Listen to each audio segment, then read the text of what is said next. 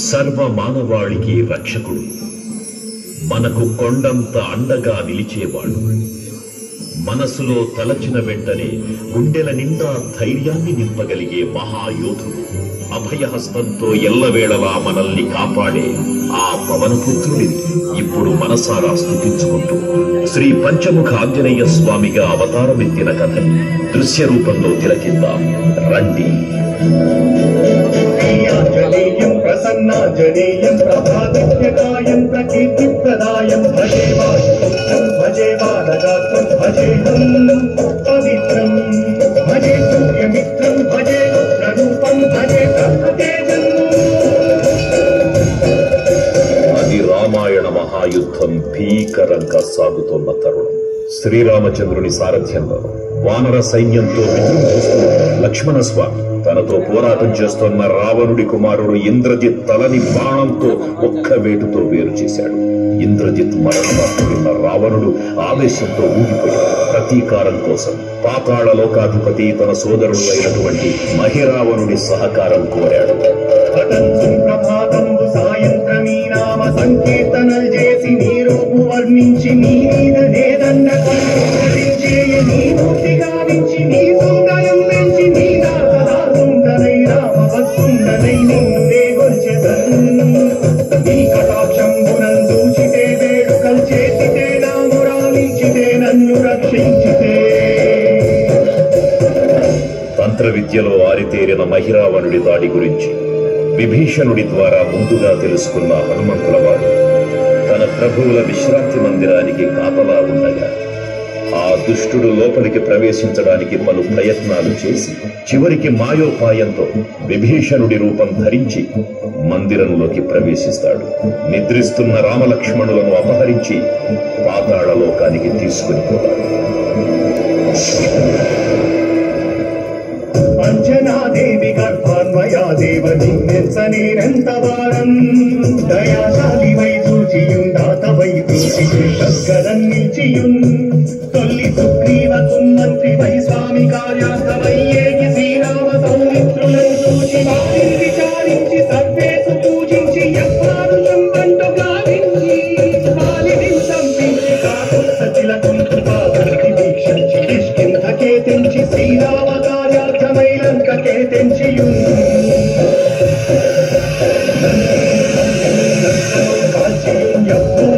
చూచి ఆనందపు పొంగి ఆయుందరం విచ్చి ఆ రత్నముందెచ్చి శ్రీరామకున్నిచ్చి సంతోషము చేసి తన ప్రభువులను కాపాడుకోవడానికి వాయువేగంలో పాతాళ లోకానికి చేరుకున్న ఆంజనేయ స్వామికి సగం మొసలి సగం వానర రూపంలో ఉన్న వింత జీవి ముఖద్వారం వద్ద కాపలా కాస్తూ కనిపిస్తుంది.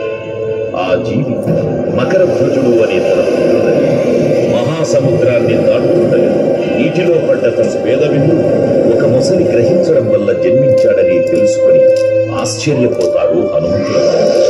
తన పుత్రుడిని యుద్ధంలో ఓడించి పాతాళ లోకంలోకి ప్రవేశిస్తాడు.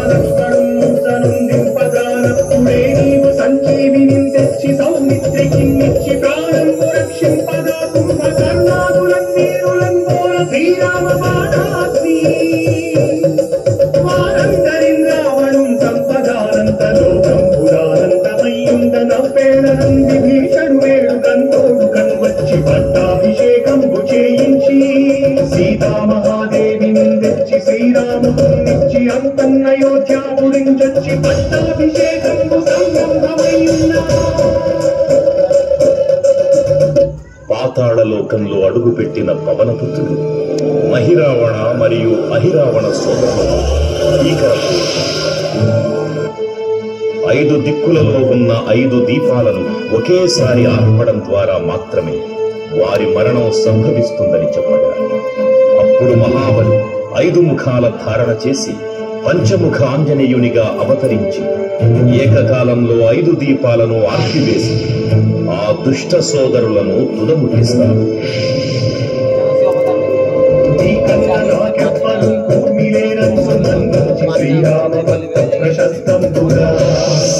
నిన్ను సేవించి కీర్తనలు చేసిన పాపము కలుపునే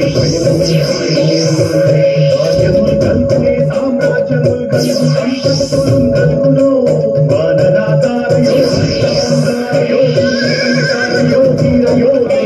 నీవే సమస్తం బ్రహ్మమంత్రం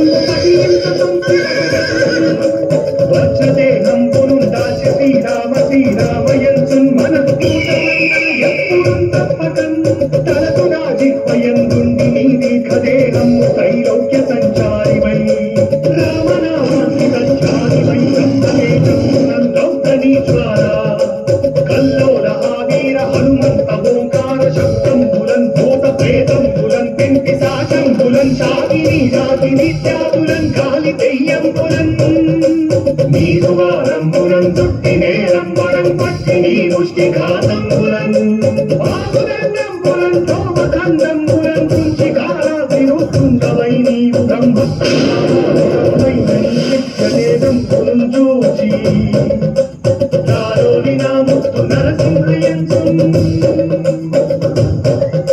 దయా దృష్టి వీక్షించి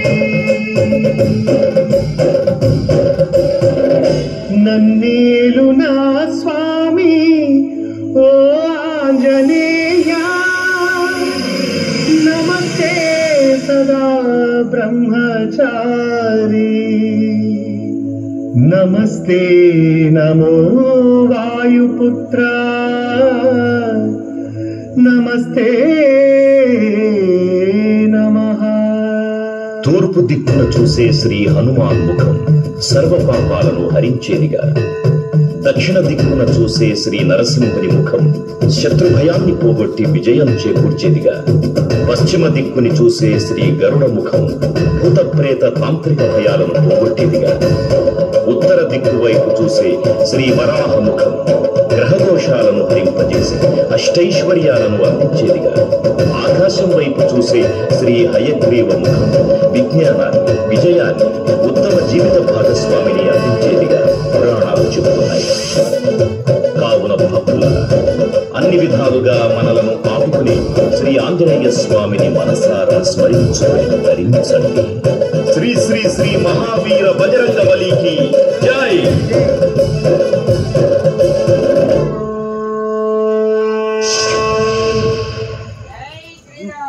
జై శ్రీరామ్. జై జై శ్రీరామ్. భక్తులకు